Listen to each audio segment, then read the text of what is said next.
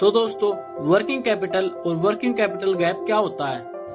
तो चलिए इसको जानते हैं। तो दोस्तों, आपको भी पता है कि किसी भी बिजनेस के अंतर्गत दो प्रकार की एसेट होती है और दो प्रकार की लायबिलिटी होती है। एसेट के अंतर्गत करंट एसेट और फिक्स एसेट होती है, और इसी प्रकार लायबिलिटीज के अंतर्गत भी करंट लायबिलिटीज और लॉन्ग टर्म लायबिलिटीज होती है। तो दोस्तों, यहाँ पर वर्किंग कैपिटल और नेट वर्किंग कैपिटल एक ही चीज होती है। तो वर्किंग कैपिटल निकालने के लिए हमें सिंपल करंट एसेट में से करंट लायबिलिटीज को लेस करना पड़ता है। तो इस प्रकार हमें वर्किंग कैपिटल और नेट वर्किंग कैपिटल प्राप्त होती है। तो चलिए अब बात करते हैं वर्किंग कैपिटल गैप के बारे में।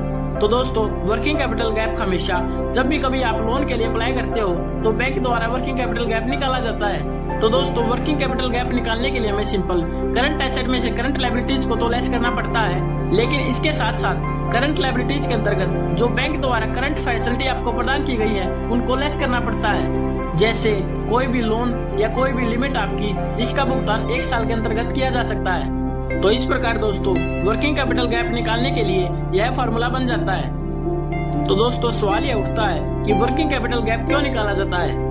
तो वर्किंग कैपिटल गैप निकालने का दोस्तों सिंपल सा मकसद यही होता है कि बैंक यह देखता है कि आपका जो वर्किंग कैपिटल के लिए पैसे की रिक्वायरमेंट है, उस पैसे की रिक्वायरमेंट के ऊपर हमने पहले आपको कितना पैसा प्रदान कर रखा है।